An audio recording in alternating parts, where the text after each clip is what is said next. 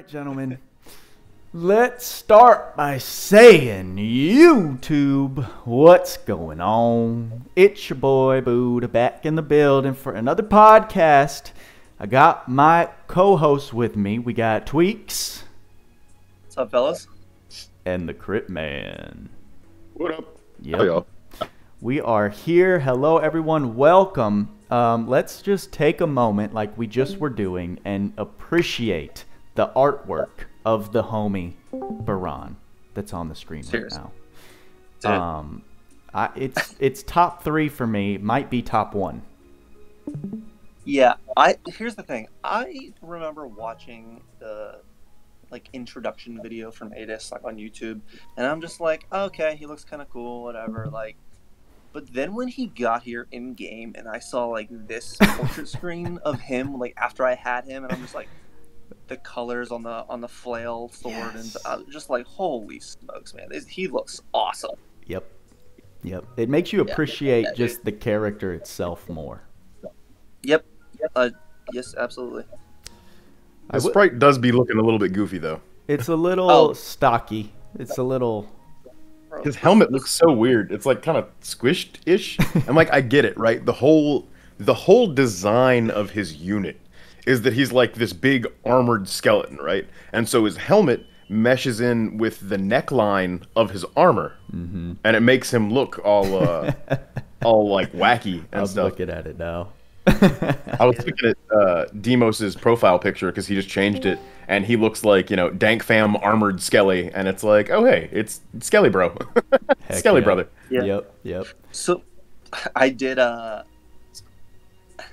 I kind of went off on the sprite a little bit in chat when Barley was there, and I was just like, "Why does this look so bad compared to you don't get a straight answer, obviously. But we'll try to talk to the development team whenever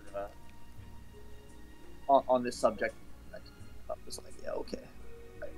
Well, hopefully they'll take it as seriously as the DMC one, because they changed that quick. I know. The issue with these sprites, per se, is that these sprites are also in the story itself a lot. So I don't think they will be changing the sprite. That's right. Because they had to change all of that. The DMC collab was a little bit easier just because it was a lot less material they had to change it for. I didn't think about that. So I don't think it's going to change, but I hope in the future, if we get new people in story, that the sprites won't suck when we see them. Because unfortunately the art team that came up with this portrait did such a bang up job that it just makes the sprite look terrible. I mean, Bro, what about Rabbala's? It's just so bland. Rabbala's art is so good and so this pretty. Is your favorite art, right? It's so splashy. I love I'm a big green fan, if you couldn't tell by the fact that I'm wearing a green hoodie and a hat that's green and my underwear is probably green, but y'all aren't gonna get to find out about that. And it's just so I don't know, just something about that. Something about the style of that really does it for me. It reminds me of a paint or spray paint explosion. Graffiti. A little bit, yeah. Kind of like graffiti. Yeah, exactly. I like it a lot. She's cool. Let me just to cut the topic, not cut the topic, but apologize for notification sounds, because someone did call us out on that last time. The join and leave sounds. Unfortunately, the iPad doesn't seem to have a function where we can turn off the noise notifications. So we have to deal with it unless there is a magical fix that we can't find at the moment. So I just wanted to call that out ahead of time. And that's specifically my fault because I'm streaming from my iPad. Right. We learned and we're using that. Yeah. But if we don't use the iPad, we sacrifice FPS, and then that's a visual nightmare. So it's that's a big no-no. It's I'm looking at 2900 strength just to get back on track. Oh, I mean, yeah. What? Nice build, but I didn't build for it. It was just whatever. No. He does have some really nice Oh, wait, hold on a second. I actually have all the attack ups on him because I don't have stuff taught to him. That makes so, like, sense. That's not realistic on, like, a build, but, like, I have it on there because just his 84 SC that I have is, I don't know, not optimized. But done any testing on Vampiric Blade yet? On Vampiric Blade? Yeah, is it 35% or is it plus 35 every time you get a kill? Oh, it's 35%. It's Brave. Yeah, it's okay. Yeah, it's the Brave buff. You can see it reactivate the buff every time. Ah, gotcha. That's nuts. That's so sick. Pose of Grand Brave. Right, Yeah. right. That is a great ability. I was hoping it would be some goofy stacking stuff, but I think like 35% out the gate is just like such a strong buff, and it would take so long to catch up to 35% going 35 at a time that often you wouldn't even get there, right? Like the points on the graph wouldn't cross. There's just not enough enemies to get a solid 35% boost. Because it would be like 30 or 40 enemies to get up there at like 3k or whatever. So on the one hand, I am glad that it is the more effective of the two things that it could be. On the other hand, I really want to see a unit that's got like a built-in strength scaling based on kills. Oh my gosh. Or like intelligence scaling, or just anything. Any stat stacking based on kills. We have like, that on... We have that on an Ark. Do we? No. I mean, it's on that. sort of corpses. No, it's we like... have a unit that has that. Who? The single wheel champion. What? Kyle? BBShin. Oh, BBShin. Yeah, he doesn't count. I'm just saying, you're coming up Yeah, with he all this 100% doesn't count. And his conversions, his like mind and intelligence conversions and strength, they don't count. I'm literally sitting here like, dude, he literally gets like plus 5% strength for every unit he kills. Up to 10. And I'm just like, and it stacks. And I'm just like, right, and I mean, sort of corpses exists, right? But I'm saying not like a percentage increase. I'm saying like a flat increase. So like every time you kill a unit, you get 50 strength. Gotcha. Instead of like every time you kill a unit, you get 5% strength or whatever. I mean, yeah, you need a lot of. It's just two different scaling modes, right? It's I guess. But, similar. I mean, listen, you're throwing it out there. Okay, right. I mean, we're seeing the power creep. That might come in eventually. This trade something here. Let me find it. It's pretty nutty. It's like up to 50%. Yeah. I don't think I've ever looked at This BBShin at all, even once. Up to 5%, up to 50%. If you kill 10 enemies, it's 50% strength, and it's like the same stacking method as like Sort of corpses, and they stack. Mm-hmm. It's crazy, but Yes. no. On a fun note, just real quick, BBShin, if you have Granberg on him and he kills someone and he gets this plus 20% thing, it nullifies the 35%. I hate that. You're really? Yeah, it'll change the buff that you actually lose if you kill something. It's hilarious. Yeah, he's a terrible unit, except for in PvP. Back to the cool unit. He's Back to terrible. Baran. Back to. I pronounce it Baran because it makes me seem like he's like cool as shit. So. Some people say Baran. I've heard. Well, I don't know.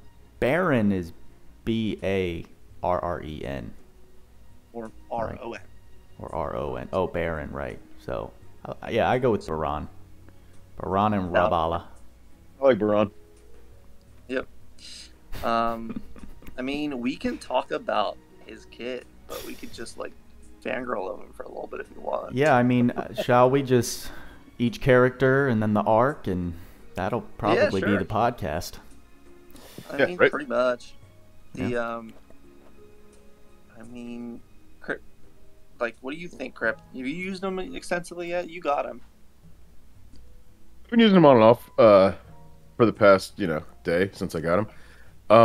I mean, he's great. I love his positionals. I like that he is essentially like a melee medium ranged unit because his skills are so wide and or so long.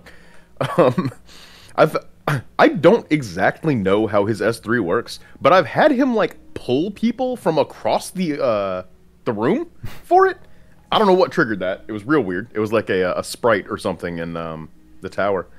But No, overall, I think his kit is fantastic. I think he's really, really good out of the box.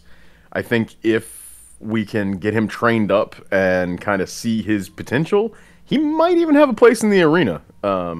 I think there's very strong potential for that to happen.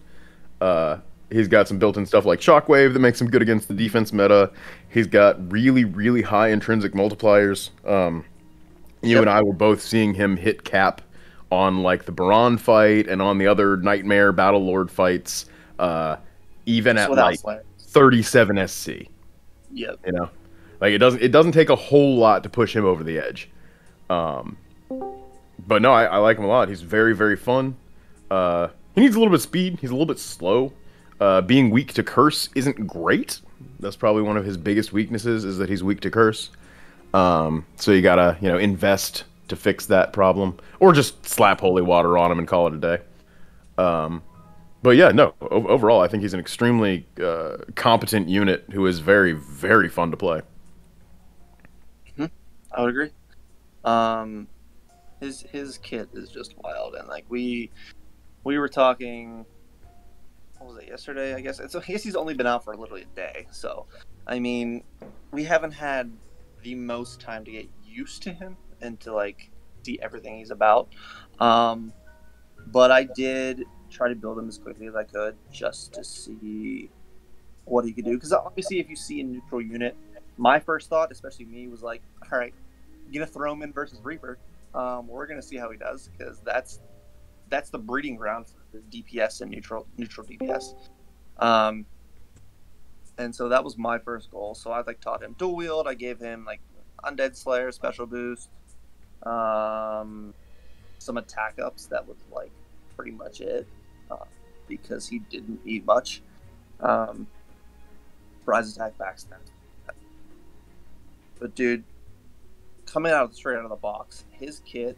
I mean, he doesn't really get the Proud Force and the whole crit package, right? But what he does get is pursuit attacks, like you said, piercing, shockwave. He gets those he gets sharp eyes, just those extra useful skills that you don't always equip, but you will want them when you need them. And that saves a lot of SC for especially things like arena. Especially things like our boss battles that you want piercing or you want shockwave to nullify their guard. So he's built for endgame content for sure. He's not while he can be for like PvE, being your like carry through story, he thrives in content. So I mean, I can talk about his skills real quick. His S1, so just like things I've noticed on his skills, right? His S1 is like, I can rank these as like a medium oval type thing, right? Like they pretty much all have the same range on them. Once he sticks on a range, if you're like out of range and he goes to S1 or S2, if you send him to S1 or S2, he will stand from a distance and swipe along with his S1 or S2. If he's hitting only his S1, and if you press S2 or S3, he won't move. It's like the same spot, right? So he doesn't have to adjust when switching in between the skills, which is huge for the flow of attack, for just consistent combo and consistent damage. Which I really, really like for the new. I mean, as a new unit, he's not going to have to reposition to begin combo. One of the best things about his S1 is, yes, it procs from range, but if a unit gets up on top of you, he will still hit it. It's not like he has to reposition backwards, and that goes along with all of his skills. Like, if they're within that certain range, even if he's on top of them, he does not have to readjust. Wow. Which is dope. Like, the thing is, I brought him into,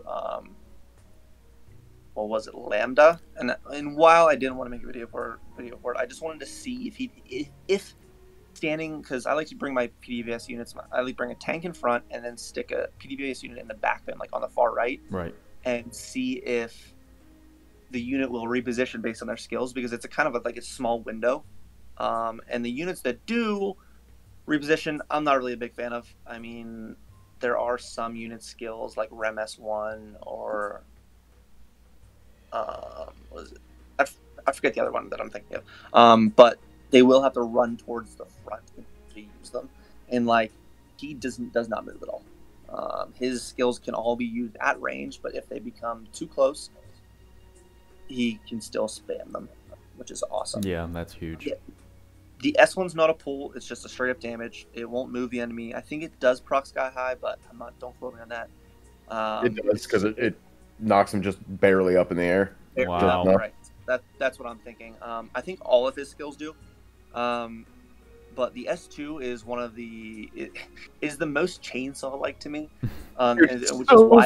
which is why I thought of Buzzsaw, because he literally sends it out and pushes them back, and then spins them away, and then brings them almost back halfway across the map, like a third across the map, and then it's so funny. That's great.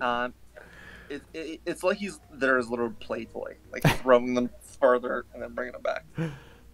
It's pretty funny. Got a very deep range. It's a No. long skill. Is it kind of like Rem's It's not like range, or no? It's like Rim's range if instead of having to be at the perfect point, she would attack, like she would set her S1 off if they were anywhere inside. Wow. That like yeah. it's like a line out in front of him, right? And if they're anywhere within the confines of that, he'll just do it. He won't reposition further than just getting them in range. And then he just rips people up. It's amazing and hilarious. So here's the thing. When you say what is it like, I think this is like the skill. This is like the first time we've seen a skill that works like that. Honestly, it's very unique to him right now, and I'm trying to find in my head something that works like that. But no. So this is very unique to how it works, and to like not have to reposition and stuff. Very, very cool that he has that. Now, in reference to S2 versus S3, S2 is a bit of a thin line ahead of him. It won't group very far AoE, like outside of that like direct axis. But what S3 does, it's a little bit wider, and it doesn't necessarily push, but it'll pull like this, kind of like the same AoE that S1 has. That range, it will pull that range into him. Got it. It doesn't push, but it does pull. And what's funny about his S3 is that when you have an unflinchable enemy that doesn't get pulled, it ends up being like a standalone AoE, which is like you guys ready for my amazing illustration of Baran's S2 range? There it is, right there. That's what Baran's S2 range looks like. Are you on your stream? You know what's I put it in the podcast chat. What's really, really funny about that is that I could put like 2 more circles upon that to like draw the S1 and S3 range as well. Yeah, like, for sure. I know exactly what, because I've used him pretty S1 much. is just like wider than that, but about like 3/4 to half as long. Yeah. I'm not 100% sure where the S3 range is, because you go in and you just start spamming S3, and it's like whatever. Everybody's dead. I don't really care about the mechanics of how that went off, but it happened. Once they get pulled in, you can spam all of the skills, and he won't move, they won't move, and you'll just run train on them. He also gets super armor during his skills, like Roland does, which is super sexy. So here's what's funny. You want to be using his skills as much as you can. Right. I brought him into Pablo, and I was just straight up spamming his skills without an M30 barrier through magic. Oh my god. I mean, that's another reason he's appealing for Arena. It is.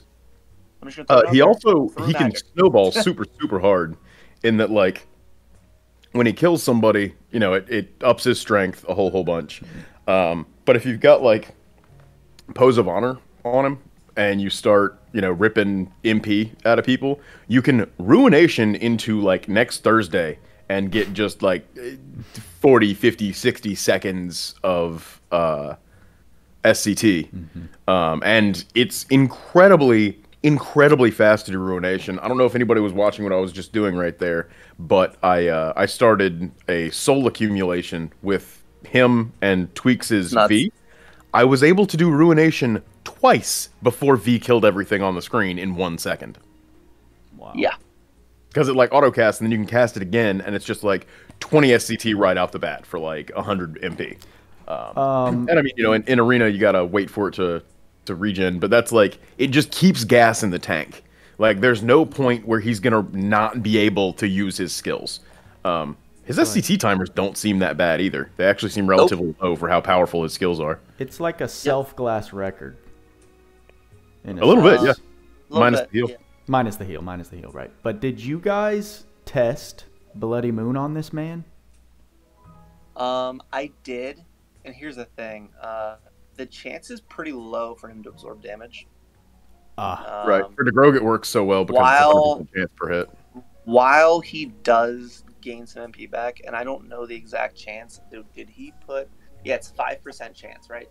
So it's 5% chance to do that. Gotcha. Unfortunately, that correlates to on a 20 hit skill 1 MP. Like, yep.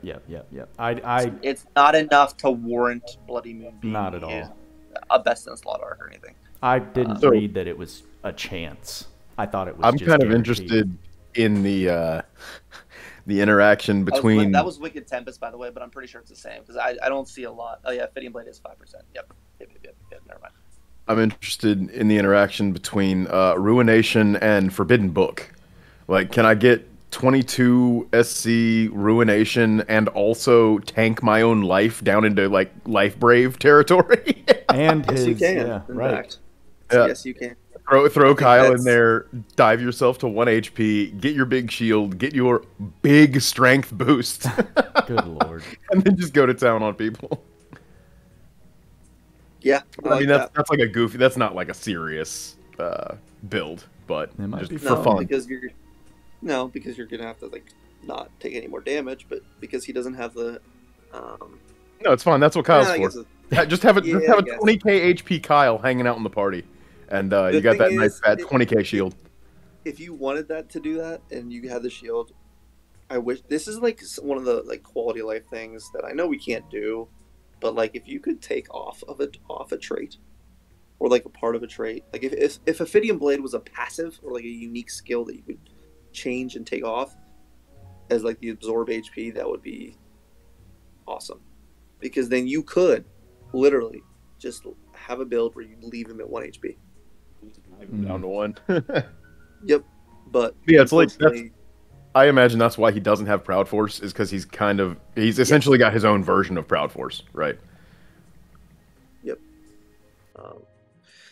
Yeah, but I mean, other than his kit, his ult is one of the coolest animations I've seen in honestly a long time for an ult. Like Blenders.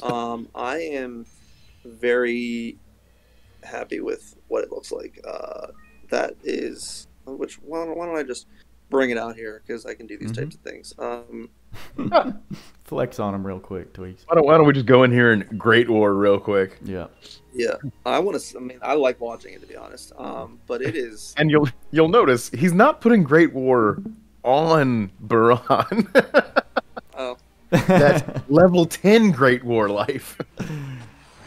Oh god, that's a lot of freaking Great War. Yes, sir. That's the subtle Omega flex right there, right? Yeah. Yeah, it's a very cool animation. Anytime there are spirit floating blades, look at that S2, man. You can't go wrong, and that's just insane. Good god. He's awesome. I love it. And that's a fight that's not particularly easy. Like, that looked real. real easy, but it's not particularly easy if you're not built for it. Hey man, Luckily, Baran's worst enemy is literally Baran. Man. We don't want that. We want this. Hold on a second. We gotta go Disgaea. Sorry, bro. I pressed the wrong button. Oh god. Boyfriend. Who are these guys? Yeah. That's Taiwan. No, but yeah, he's a lot of fun, man. I'll bring him up in a second. Did he just fight a boss? Yes, I did, Cal. Oh, they're gonna make me fight it again too. Oh, guess we get to. Guess we get to see it again. Nice. Oh, whatever. Bonus content from Tweacz via Itis. It happened so fast. We need people to see it again. Oh wait, it's already over again. I'm fine with it. I'm fine with it. And you got Medine there looking all good. Yeah, that's my girl. I mean, you and I were talking earlier. She is one of the best multiplayer units that. She is Hands so down. fun. So fun. And she helps, and she's an enabler. She helps the entire team with it too. Exactly. Like, I don't know, big fan of hers. We talked about her last time. We can do a whole nother show on how useful fucking Sardine is. Seriously. Absolutely. Baran though.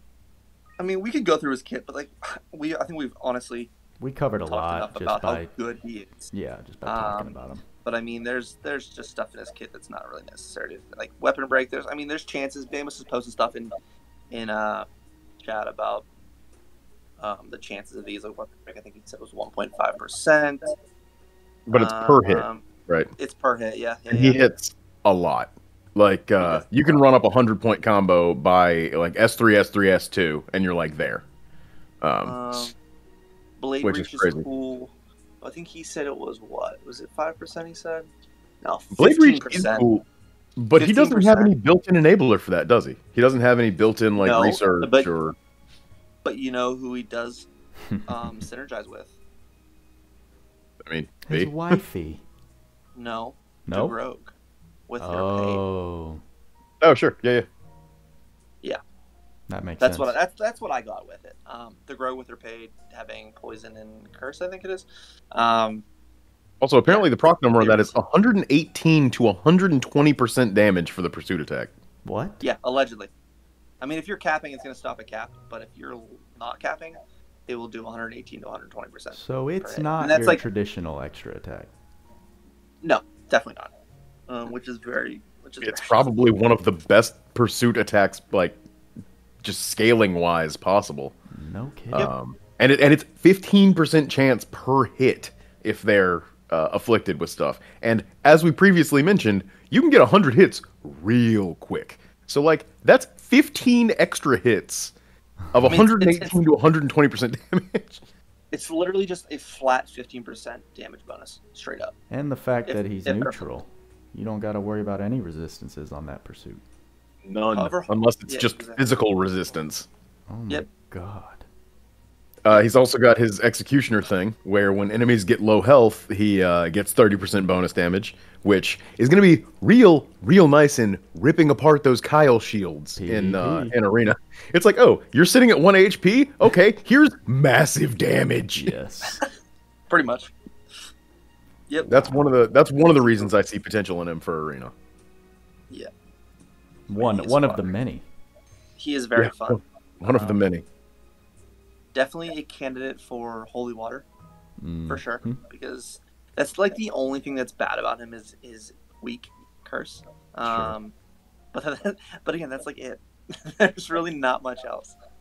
I mean, he had to have something, right? Like he had to have some weakness.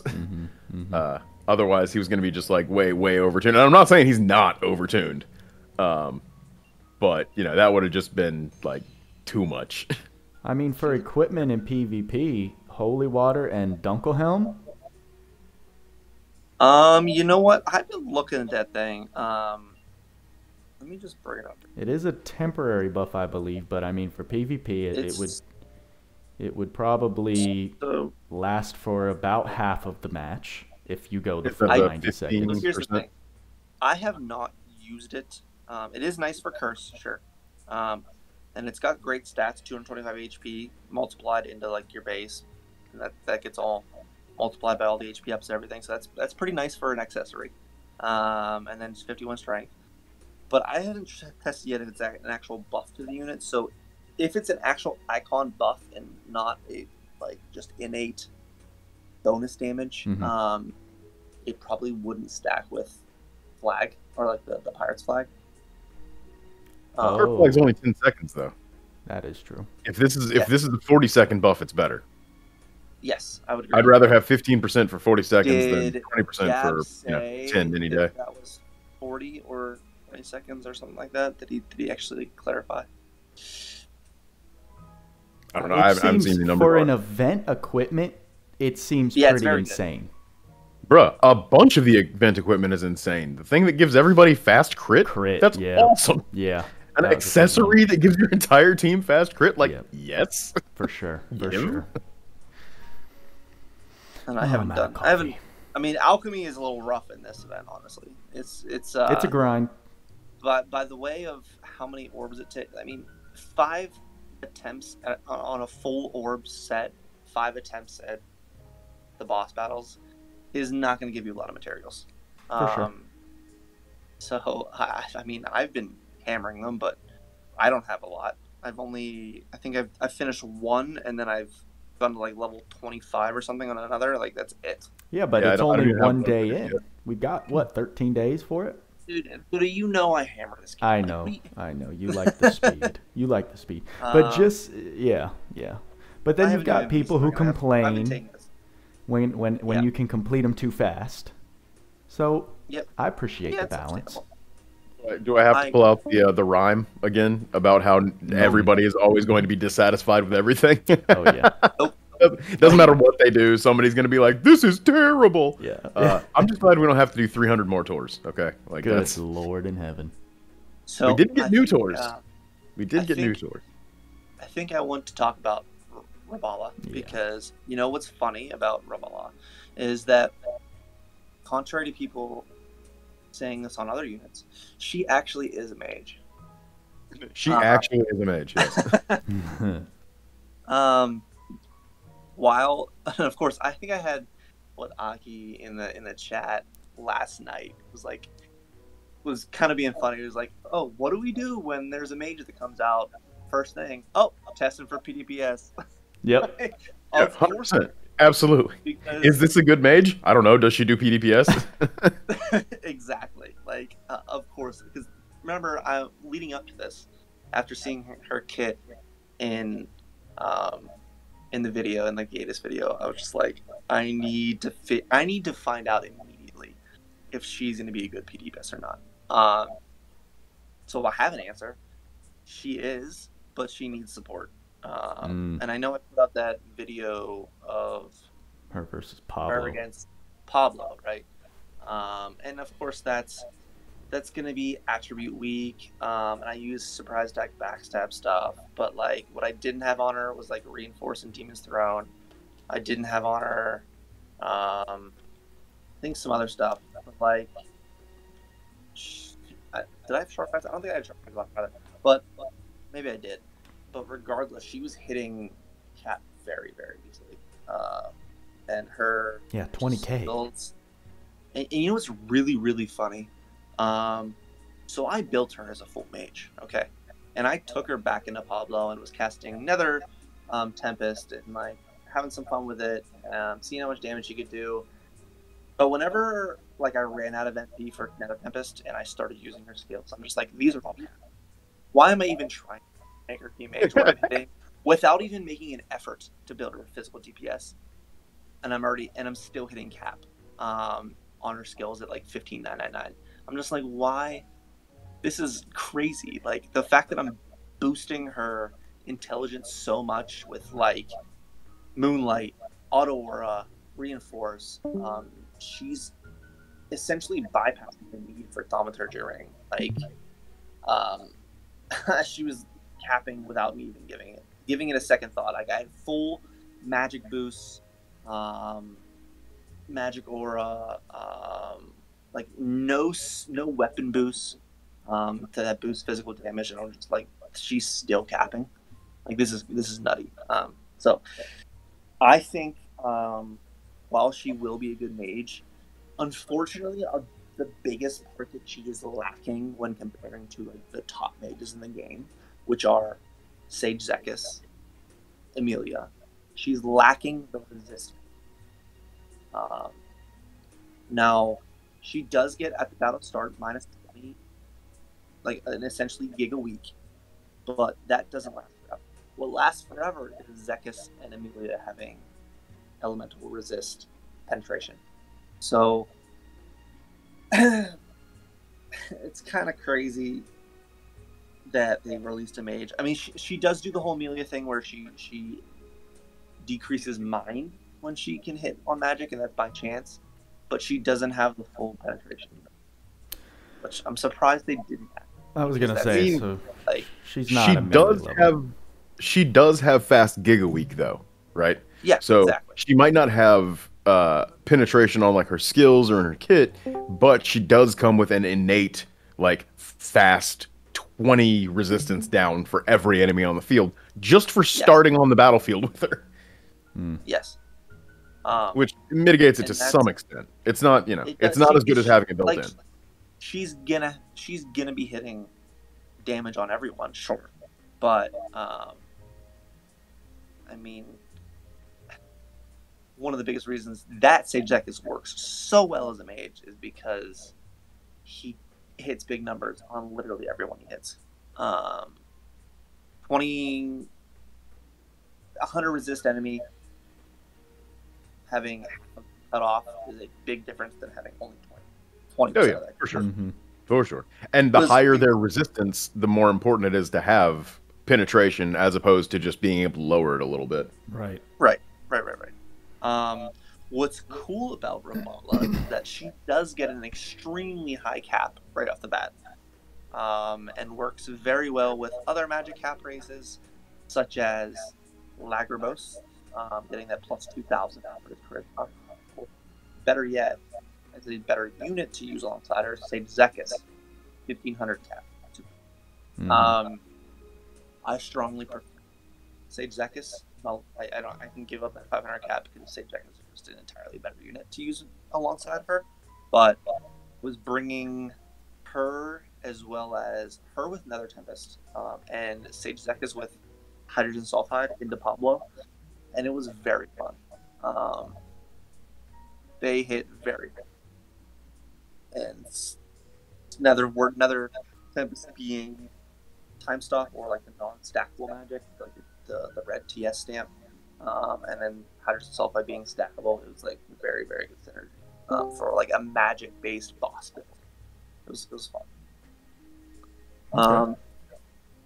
But I mean, you can build her, right? So there's essentially, if you want to build her as a mage, you can do that, and she'll still she's similar to Sage Zekis, in which if you build her full mage, her physical DPS side is still going to be relevant. She's still going to put out good numbers against like neutral resist, that kind of stuff. Her skills are quick; they go off so fast. I saw that. So if you watched the video that I put out against Pablo, her biggest hitter, right, is going to be her S3, which is. Now, don't blame me because that was like the biggest selling point for her. Like, I don't know the hit counts of 1 and 2 off the top of my head. I think it's like 7 and 12 or 7 and 9 or something. But her S3 has 16 hits single wheeled, 32 hits wheeled. And it's like a little bit of an elongated skill. So while she's finishing that up, she can combo into another skill. Yeah. Which is awesome. Her S2 has fantastic AoE.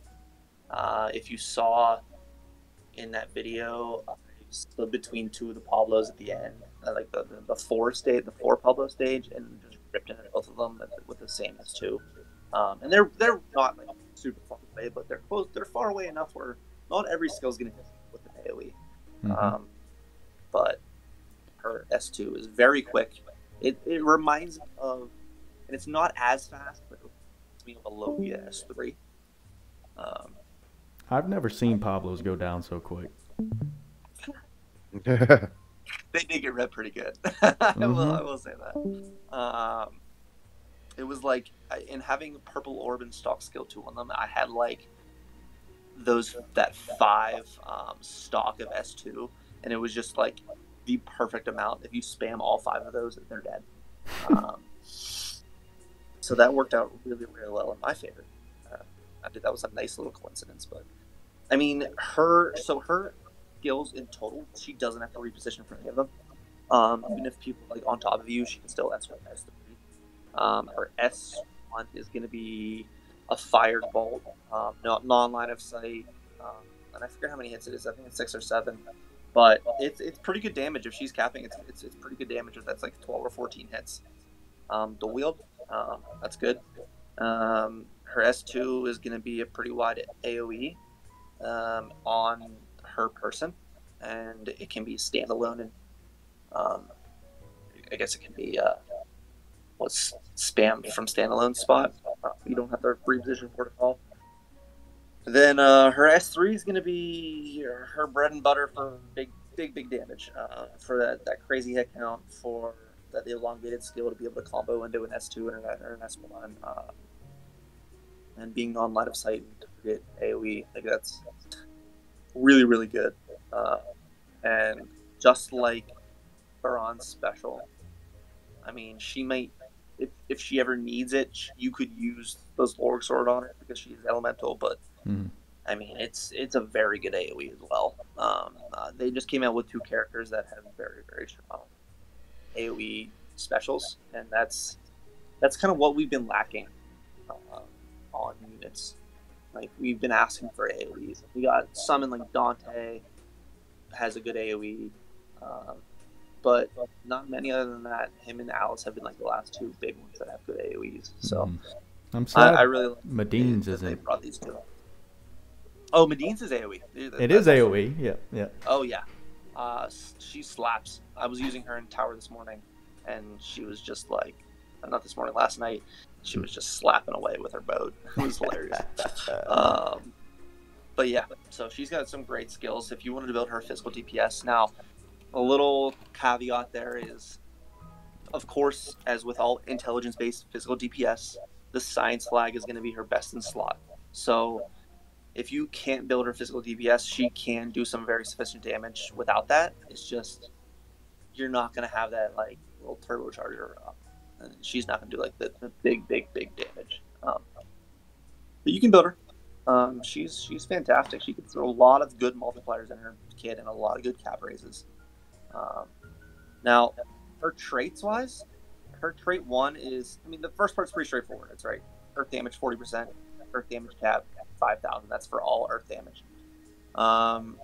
It's a little wonky of it, a second part of it. Now, it does say it boosts earth damage and earth damage cap based on ally and enemy sorcerers, excluding the unit. What does this mean? It's essentially 1,000 damage cap and 5,000 damage. Or, sorry, 5% damage and 1,000 damage cap per ally or enemy sorcerer other than her. So you're going to need a minimum of 5 total ally or enemy sorcerers in max up. Which I tested. You can do that on have 3 allies with being sorcerer, and now that we have sorcerer mimicry with the Maiden's Banquet arc, it's not that bad to stack those on yourself to get that free 3k cap. But finding enemies that are sorcerers is a little bit of a, like, that's just super conditional. So if you rely on that, you should really only expect 15% damage and 3,000 cap, like to be able to manipulate it yourself. Okay. If you're in Arena, you can probably expect closer to 20, right? Because most teams run SM Theria plus like Gen or somebody else, Sekis, something like that. And if you're running Rabbala and your own SM Theria, I mean, boom, there it is right there. And you can tag Sorcerer Mimicry. You can tag Sorcerer Mimicry on your people, but it does open them to Sorcerer Slayer, which is probably the most common Slayer in Arena. Very sad that I don't have it. Yeah, well, along that it was, if people have Emtheria, She does have that trap that which you want to try to avoid as much as you can. She does have that passive where it reduces incoming damage from the most populated type on the enemy team. Oh. So if you're attacking with 3 sorcerers and 2 of them are, or 1 or 2 of them are on your physical DPS, your physical DPS are going to do much, much less damage if they have Emtheria. So that's worth thinking about, and not slotting sorcerer mimicry on your units in places you don't need them to. Okay. But yeah, so I mean, you could, and again, you're not going to need that damage cap on. So like, there's no point in stacking it. But Wicked Tempest is pretty cool because Exsanguinate is very, very new. Mm-hmm. In fact, it even says it's not even like translated in the game itself. The buff comes up as it, quote unquote, coming soon, which means they just forgot to put in that it says. And I know Damos, if you have that, yeah, he definitely has that screenshot. But if he has that screenshot, just to like throw up in there, it doesn't even say Exsanguinate. It's like looks like a bleeding ailment, kind of like.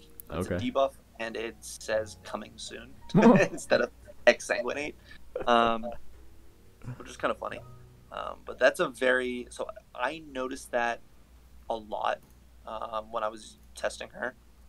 I'm gonna go back in. I got the notification this time, thank goodness. But Exsanguinate is a very nice damage boost, and it does proc on any earth attack. It procs on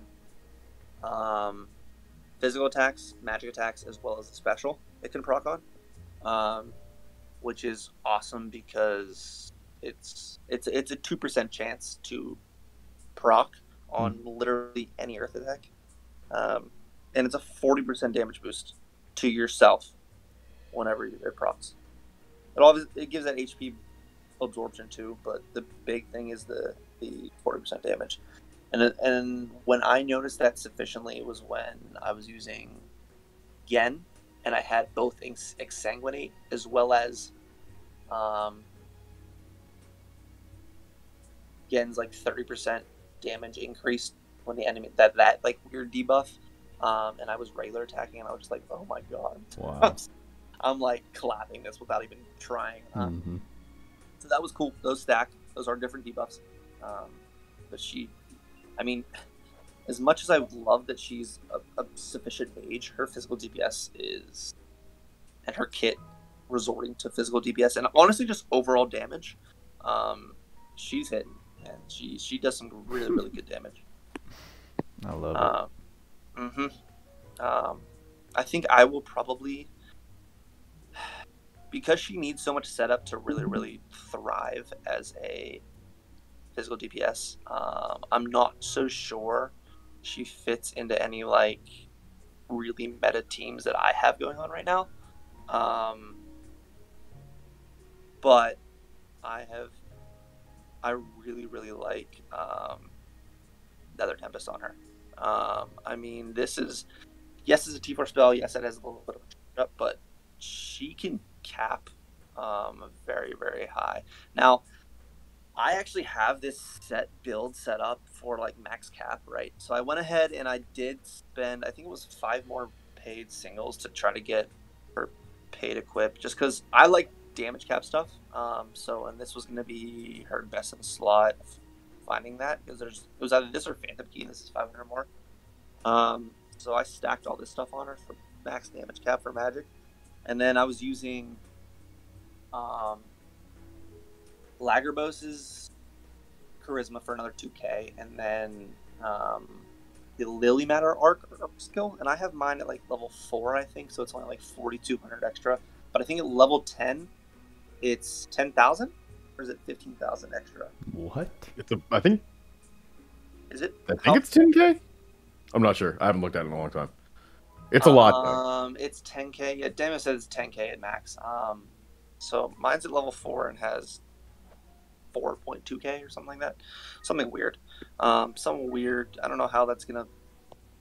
It's obviously not. 4,200.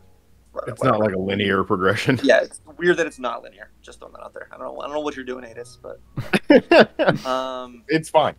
It's This fine. does Fine. 42% of the maximum raise. It's okay. My OCD says why, but 10.05% per skill level. Maybe it is linear. It's just linear in a stupid fashion. So, she can hit, like, with this build, at my moment right now, she can hit, like, 32,500 per hit on magic. And then you add in, well, here's the thing. Take that away. I mean, I saw you talking about it. I read I watched your stream a little bit from yesterday, I believe, right? And we're talking about what are the good arcs on her, right? So Lily Matter is going to be one just for that straight up cap boost if you have an upgraded arc skill. But Sandworm. Still along those lines, Sandworm is going to be her best in slot arc. Really? Sandworm, insane on her. Because Unbelievably good on her. It turns her into Earth Lily. No, I mean, not quite, but yes. Here's the thing about Sandworm, right? Or here's the thing about damage in general. At the point that, especially in PvE content, at the point where I'm at, and the point where a lot of players are at to maximize their damage, right? It's either you increase the cap, because we're going to be capping. Let's be honest. If you're building a correct build and you have all of the stuff that you need available for it,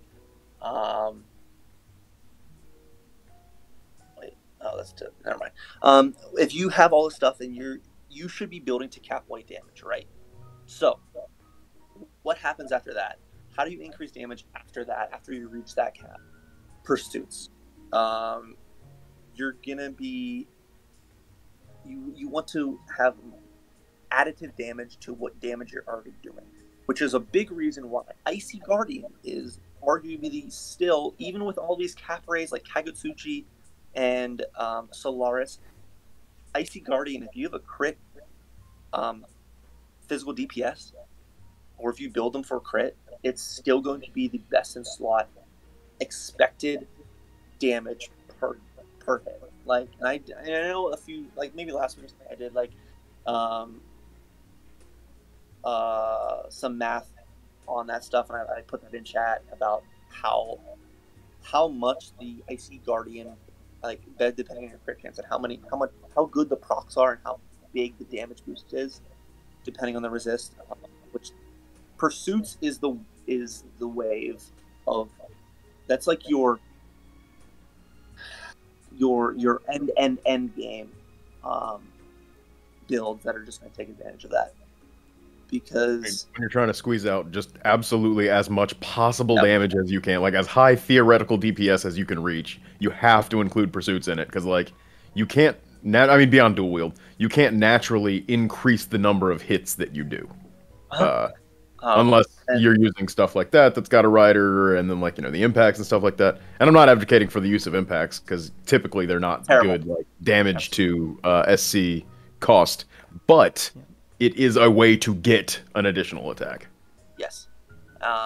And Damus is saying that Icy Guardians got fixed a little bit. I do see that. And it says an extra ice up attack, which he's saying will get removed. So it reads critical physical attacks inflict plus 40% extra damage, which is making your critical attacks hit harder, which to reach cap. And then on top of that, they give you an extra attack, which is a pursuit attack for 50% damage. That's really nice that they changed that a little bit. That's awesome. Thank you for mentioning that. But when you're capping, so here's the thing. Here's the difference between this and Lily Matter. Let's say you're capping at 25,000. Okay, you're capping at 25,000 with Rabbala. What's Lily Matter going to get you? You're going to get a level 10 arc skill in Lily Matter. He's going to get an extra 10,000 per hit. Yeah, that's amazing. 35,000 per hit, right? What's Sandworm going to get you? It's going to get you a 12,500 hit on top of the 25,000. So even at a level 10 arc skill Lily Matter, Sandworm still outshines it, which is nutty. Wow. Yeah. Okay. So that's a rider effect that often gets forgotten on that. And that's how a lot of stuff is, right? Like, a lot of things in this game, it's like, oh yeah, no, I know what that does. I know what all that stuff does. Except you forgot that one little line of text that in you know, some very niche context, just is insane. Like that's the enabler. It's like Bloody Moon for DeGrogue. You know, you don't think about HP absorption giving you MP per hit, because who does that? You know, nobody thinks about that. And then somebody sees it and they're like, oh yes. So here's the funny thing about beauty of the combo.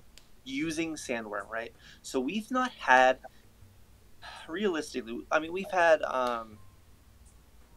Zekis, who can be an Earth Mage, sure. Senku, he can be an Earth Mage too, is 3,700 years.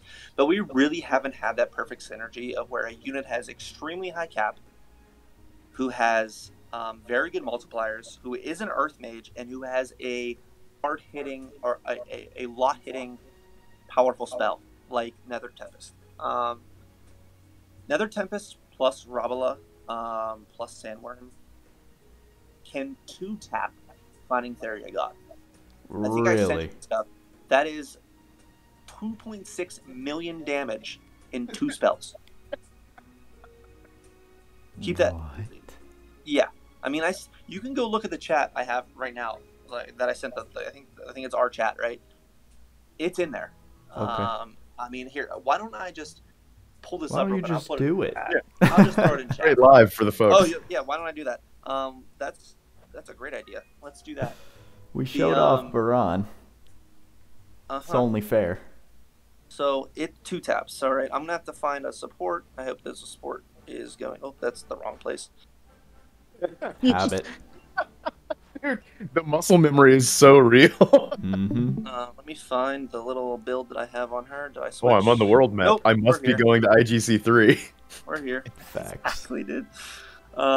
Which I have her as 68 SC because I just don't have stuff on her yet that I want to multiply this damage. But wow, this is essentially what it's going to look like. I think I have this set up. If I screw it up, whatever. But I'm pretty sure I have it still set up. But you'll see in a second. And now I'm going to... Did you mention 3,700 years or not yet? Yes. And you know what's unfortunate about 3,700 years? It does lack damage cap. So when I do this in 2 skills, or 2 spells, surprisingly, 3,700 years, you need 4 spells to do it. Gotcha. Which, to me, that's a no-no. So let me just do this real quick. Let me get this up. And then, so I'm using like pretty much all of the boosts and shit to do this. So she's gonna hit this first one, and hopefully it procs Sanguinate, Eric Sanguinate, just so we can see this, the effect. But, yeah, she hits pretty well. I'll see if it... The only thing I'd ask is, even though it's 3,700 years, oh my god. That was a lot of damage. Let me see. Knowing Sanguinates. All right, we'll let this one. I'll let the other one roll. Oh, I get it. I lost my train of thought. Yep. Let's see this next one hit. But yeah, this is literally 2 spells, and oh damn, missed it. It doesn't matter. Don't matter. It's 2 spells. Which is on par with H2S. what AOG Lily can do. It's not as good as H2S because you can't stack it on top of itself.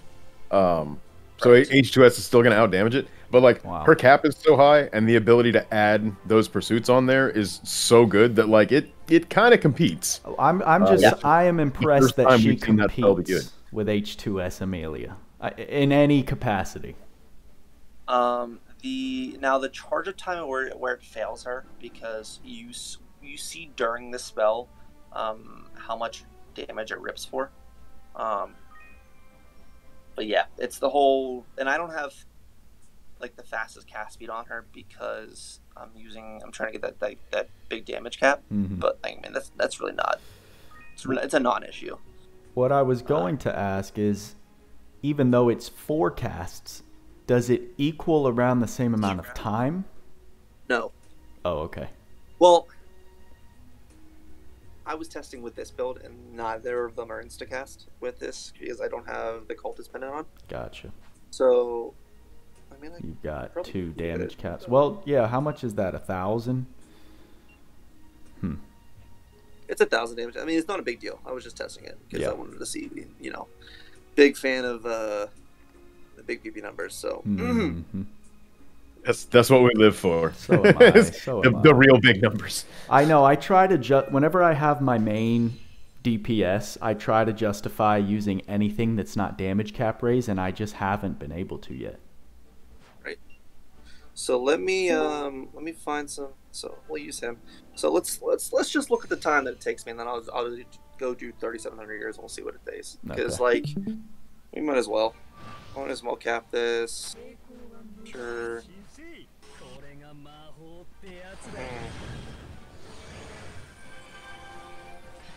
Maybe we'll find another exsanguinate. That was a lot quicker. Yeah, well, she is instacast now, so it's gonna be quicker. But is it still 2-tap? Oh, it looks close. Hold on, I found an exsanguinate. Yeah, it's gonna be 2-tap. Yeah, here's there it is. Coming soon. Coming soon. That's great. Exsanguinate. It's really funny. Oh, that's funny. Yeah, it's gonna 2-tap it. Wow. But you see those 12,500 procs. Like that's incredible. That is amazing. It literally, even at full max arc skill on Lily Matter, it still beats it out. Wow. That's the power. That's the power of pursuits, man. Right. No, I get it, because it's every hit. And it is so while it works on so this is 15 seconds. So keep that in mind. 15 seconds. While it does work on earth magic, the pursuit itself is neutral.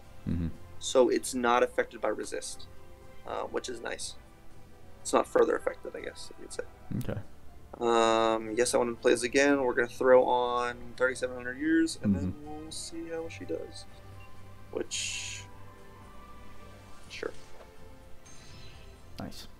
Oh, I am impressed with her casting ability. Forgot a homie sorcerer. Can't be slacking. Yeah, no, reset.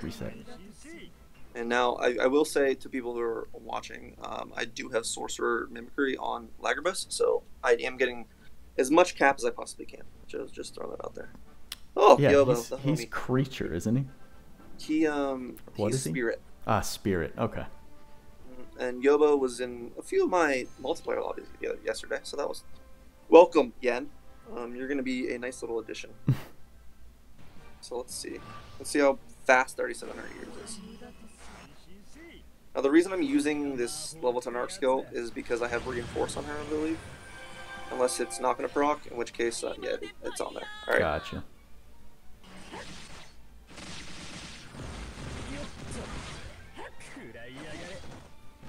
Is it going to be a 4-tap now that you took off that 1,000? Or is it now a 5? 5-tap. I think it's a 5-tap. This looks like a 5-er.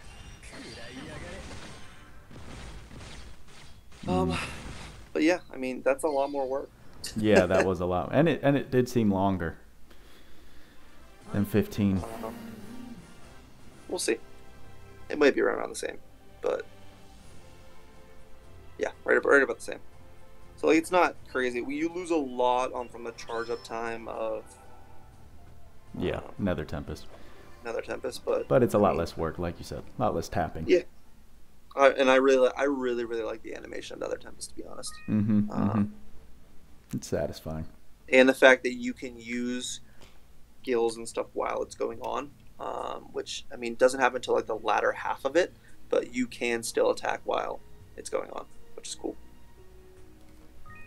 All right, then. Yeah, that's impressive. She's a pretty good mage. No kidding. Obviously no elemental resist, but a lot of fun.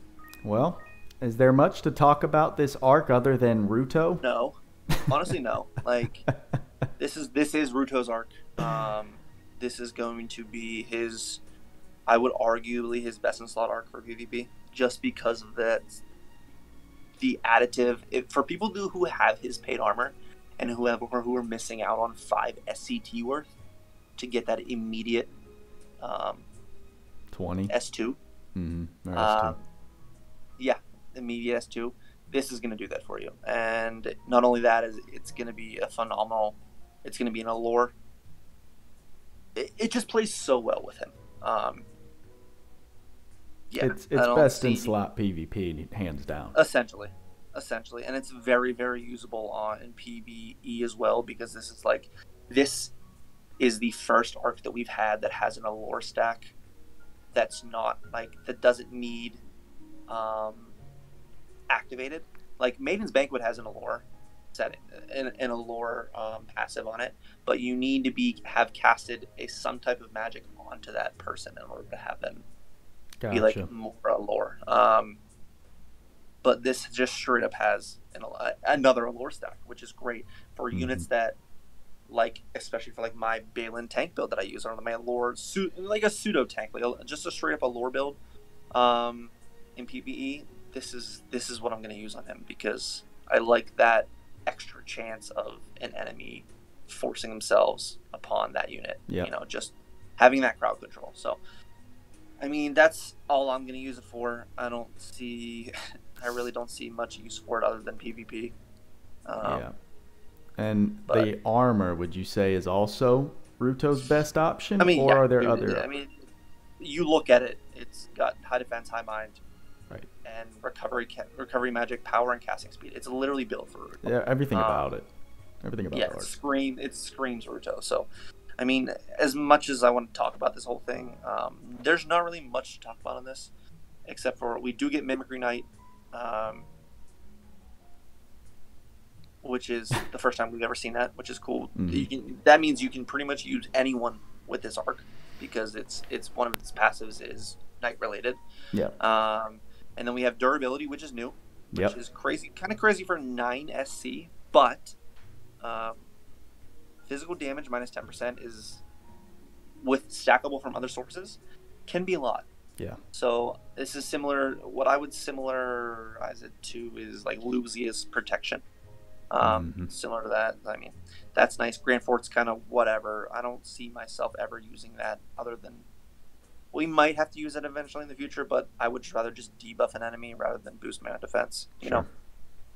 And then this is the first time we've seen Armor High Boost, which is a very, very good skill on units that don't have it and who do want armor,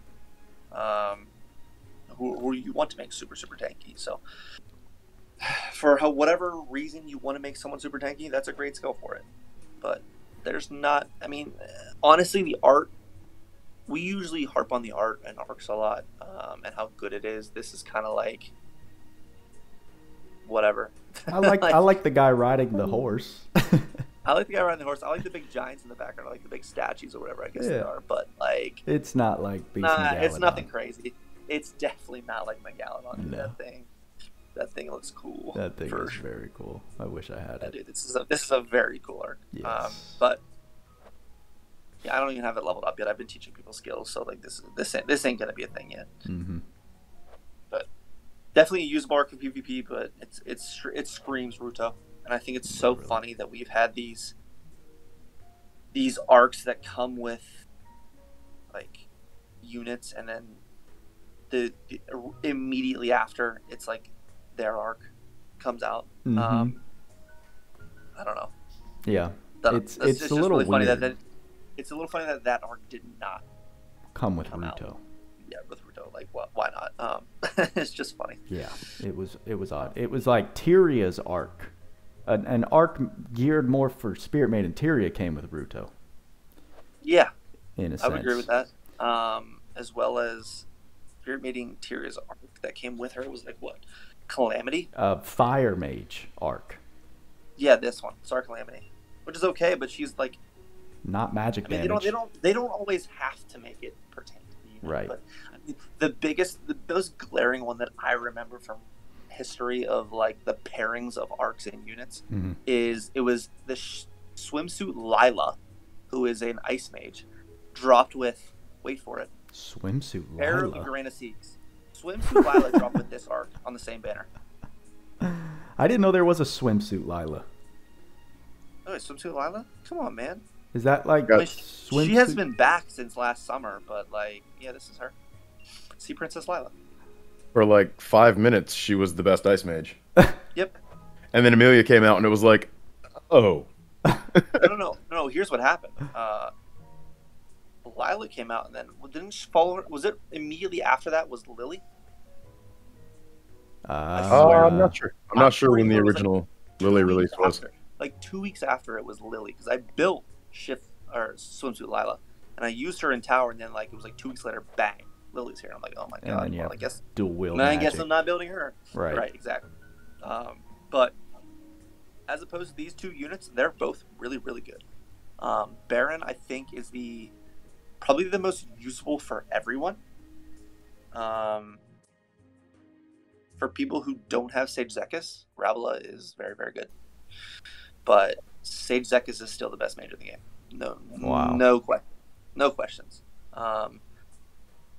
For most content, right? Like when you need a mage, Sage Zekis is the answer. But close backups are going to be AOG, Lily, and Rabbala, and Amelia. Yeah. All right. She ain't overtaking the spot, but she's a very sufficient physical DPS as well, which is really, really nice for people who have the ability to do so. But Baran, as we like to call him, just build out his kit and you're good. Bro, he's so nasty. He's so nasty. I'm using him in tower right now, and I'm on the physical immune floors, so I'm just getting him up to the point where he does his ult and it wipes the entire floor. He has 20 SC, and he's capping his ult against everything on the floor. Yeah. Wow. To be fair, my Shift Medine was capping the other day. Yeah, for sure. I mean, Medine's so insane. Did you say his special charges very quickly? No. It's relatively quick. I mean, it's fast enough, right? It's not comparable to Alice cheese. Not even close. Okay. It's like Dante, honestly. Gotcha. Nobody's gonna come close to Alice just because she's got so many passives that like support that, like specifically. I love her. Right? She's so good. Wait till the next unit that comes out with that like same kind of. Yeah, and then 10,000 damage cap on everything. Yeah. That's pretty much the only way to make Alice a better version of Alice, is to give her physical damage cap. Yep. But yeah, I mean, Baran's pretty awesome. I was using his special.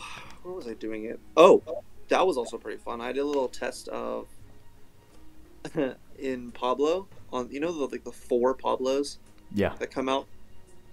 I did a Eldravana boosted,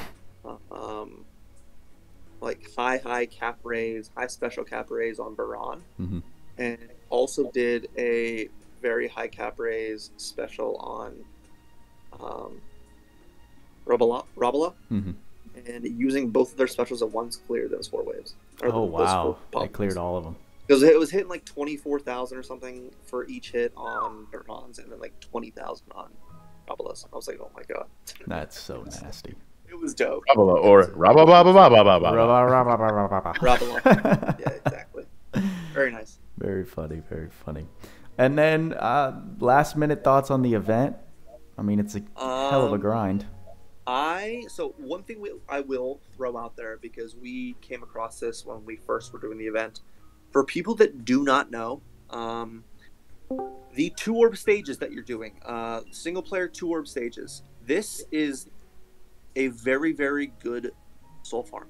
Now, you can get it to guarantee soul drops every single time, the ×3, because if you use a level 10 Theo Arc, whether on yourself or a friend, it is a plus 100% boost to drop rate for souls. This works here.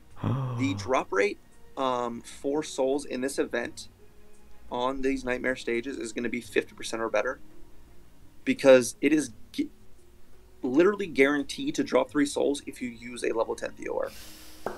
Well, I have never not gotten 3 souls yet using a friend with Theo. Which, I mean, I'm just going to run right now. I have Crips dude up in here. So I'm just going to run that. All day yesterday while I was gone. You'll see. I'm guaranteed to get 3 souls. Well, there goes spending orbs on the multiplayer stage. so I don't know what I'm doing right now. I'm just confusing myself. But once I finish this stage, I'm gonna. Should I drop a boat off? Didn't even get a chance. Didn't even get to drop a boat on. I will get souls right now. So, if you just talking about efficiency-wise, doing this over multiplayer. For multiplayer, it costs 1. So that's one soul. This is guaranteeing. If you have Theo, or you have a friend that is a level 10 Theo, you are guaranteeing 3 souls per 2 minutes.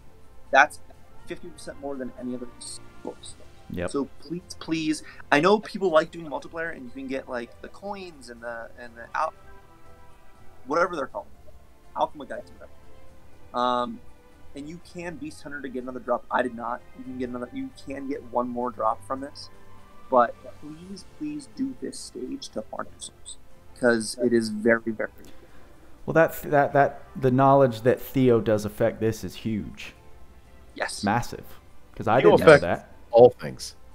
That's incredible. Because, my theory was that, yes, this does yield me 3 souls a lot of the time, but as soon as it doesn't, it makes the 1-to-1 stage actually more viable in the long run.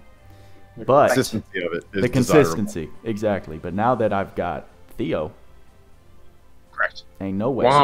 So that's the thing, though. So I don't know the exact chance, and I don't know if we even thought about the exact chance that of what it is without Theo. But I can guarantee you it's above 50%, because I literally have. So, to all the people out there listening, to all the people that see this tomorrow, have the rest of the event to do this, please do this. Please do these stages for your soul grind, because it's very lucrative. I'm actually really happy you brought that up. Other than that, multiplayer's been fun. I mean, if you can connect and there's no lag, great, but there's going to be lag. When you're, just remember, if you're joining lobbies, and I know we pick and choose which ones we want. If I was to join this Baran lobby, I would be getting Baran souls at the end, or Baran soul. So, like, if you're running a Zugless lobby, no one's going to join you. Just throwing it out there. So, no one wants to do that fight. Well, no one that's going to carry you quickly. Well, no one's building Zugless. Funny. Like, let's be honest. I mean, people are... Alright, so I will say people are building Zugless. But no one's building Zugless with the knowledge that that's the best unit in the game. Mm-hmm. So people are building Zugless in that they built Ruuto, and so, like, as a side effect, Zugless knows all the skills. Right. So, I mean... Baran and Rabbala and TheKryptman are all very good options as to, like, doing multiplayer lobbies, because people will join you, and people that want to be building those units will join you. And if you need carried, you'll find people, but please, I would say, please stop starting lobbies with 2 people in them. Like, also, yes. One thing we've all discovered in multiplayer is that whether you can contribute or not to the battle, it doesn't matter. If someone's carrying, everyone wants the max amount of people there, because that gets you more drops on the result screen for everybody. Mm-hmm. So please stop running with 2 players. If I join your lobby and you run with just me and you didn't wait for other people, like, that's very annoying to me, because it wastes my time. Because I want more. It lowers the chance that I'm going to join you in the future. Right. I will remember your name. Pretty much. But, I mean, I like that they have the multiplayer event up right now. I mean, this 4 Lords attack is pretty cool. I mean, just the aesthetics of this whole menu is actually kind of dope. Mm-hmm. For sure. And I like the fact that you can... I wish we could have fought all 4 of them in one fight. Which, I mean, kind of would have been on... Is there a second part? Maybe. I don't remember seeing any, like, official announcement for a second part, but it wouldn't surprise me. I did not either, and I thought it was till the 9th, and then it says held this much, so I don't know. We'll see. But remember to do this event, which I haven't done any of yet, because I just don't care. Yeah, I don't want to spend orbs on it. I know. I'll do it for the gems when I get to it, but like, Yeah. I'm not gonna farm. For people that do not have Calamitous, I guess you should farm up to 100,000, 100%. That's my goal. What's a funny little glitch about this is it does say the ×3 right here, which is hilarious. It says you get 3 Calamitous swords. That's funny. Which is obviously not right. 3 calamities. But if you don't have it, you can't get. This is best in slot sword for anyone who guards because it just is. Ruuto especially, Zuglis, pseudo tank Balin. I mean, Ruuto and Ruuto. Ruuto and Ruuto. Yes. Every version of him, honestly. But I mean, you can grind this event out. I just wouldn't. I think Rainbow Cluster is still good, but 500,000 points worth. Nah, I'd rather be grinding souls in this to use my orbs to better myself here. Don't know. Remember to do your Tower of Trials. Did we go over the arc? We did. I think you were. Okay. Yeah. I wasn't here for a second, so I didn't. And honestly, Crypt, it was pretty short, just because I mean it's literally just self-explanatory. Like, yeah, for sure. It's not. There's nothing niche to it. It's literally just Ruuto's arc. It's niche. You stick it on Ruuto, and that's we're that's good. It. Like we did it. Yep. Congratulations, you're there. Yeah, pretty much. That was the discussion. Yeah, cool. For sure. But cool. this update was great, man. I really like those battles. I really like the 2 units that just came out, like especially Baran. And especially, honestly, my favorite part about this is being able to use Shift Medine in those 4 Lords attack battles, because she's so fun. She gave me a skewed perception of the difficulty that I see when I'm not running her. Because, I mean, you can literally go back and watch my little 2-hour stream from yesterday. I went in them with Medine, full damage caps, fully built, and I was like, oh, this is easy. And then the minute I did get a bit tanked by Zuglis, and he started ulting 4 times at the end of the match, I was like, oh. Yeah. That's not you fun. need the right. Here's something worth noting for everybody. Free continues are still on, so you can just face grind that too. The event, because it works in the event. If you're having trouble with the Battle Lords, just continue through it. It's fine. It brings all your people up, it gives them all their ult, and it costs 0 crystals. Right. It is pretty wild. Yeah, it's so dumb. I was talking with Demos about that yesterday. We were hanging out playing something, and he was like, man, I'm not even paying attention to this. I'm just letting it auto grind, and every time they die, I'm just continuing. That's funny. Can I do that? Let me Zero fear. Test it out. Test it out. We can see it, and then I think that about covers it. They get full ults, right? Yeah. Oh my gosh. Everybody just has to die. I'll just throw that on him real quick. And beyond like doing one clear, there's really not much incentive, I want him to get the low HP. Oh wait, I have to actually all die. Shoot. You're not. Yeah, I was gonna say you're not gonna die. What? I mean, maybe if you get him to like ult territory and then hopefully. If you get him to ult territory, he will kill. Okay. But oh my god. That's so disgusting. There we go. So he'll use 2 in a row right here, I hope. I would place a bet that he will. That's good. That's good. Nope, he is. Oh, there we go. Yeah. Are you gonna kill me? Yeah, he will. I don't even want to use a skill because I'm scared of killing. Oh. I know that. He'll just. Well, no, I guess not. Baran, come back. Baran, no, what are you doing? One more. Come here. Here, he's getting ready to. Is he gonna kill me? He's getting ready. This is very anticlimactic, I'm being honest. This is unlike him. Right? Oh yes. There we go. This dude is like a savage murder machine, except for when you want him to attack you. Right. Are you ready for the buzzsaw? Yes. Continue. Oh wait, there's gems. Oh no, I should give up. I don't want to spend gems. Oh wait, it costs. Right, because it still looks like it takes gems, but it does not. I literally 0 made that mistake. And guess what happens? While I was live. Guess what happened? Everyone gets full ults. Oh no. Full health, full ults, full skills. Oh my god. Just do it right back to him. Now he's gonna ult you again. Oh no, that's you ulting him. Oh god. Yes. Crypt, I ulted, bro. Yeah. I see that. I'm also doing tower right now, so split attention. But yeah, so there's free continues in this. So if you can't beat him and if you lose, like just free continue, you get all of your skills back, full SCT with alts. Like, yeah, I'm pretty sure you can just like keep doing it. Like, I don't think there's any limit on how many times you can continue. Because before it was like a crystal sink, you know, they want you to like do it several times, but now it's free, and I think it's free until like the 10th or something, probably till the end of this event. Yeah, I think it's the 15th. Oh, really? Jeez. Yeah, they extended. Yeah, they extended a bunch of don't quote me on that because I thought so. Whatever. They extended a bunch of the stuff, like the arena promotion stuff is still going on too, where you can get like 200 arena points a day and all that stuff. Yep. Cool. Nice little PSA at the end. Yeah. With it. But guys, I think that's all we got for you this time. So, I mean, there's more, but we're gonna stop talking. Where? What? There's more? We need enough of your time, you fine folks. Wait, what's more? Where's the more? There's always more. Okay. We can hang out and talk forever, my dude. You gotta. Not untrue. You gotta cut it off at some point.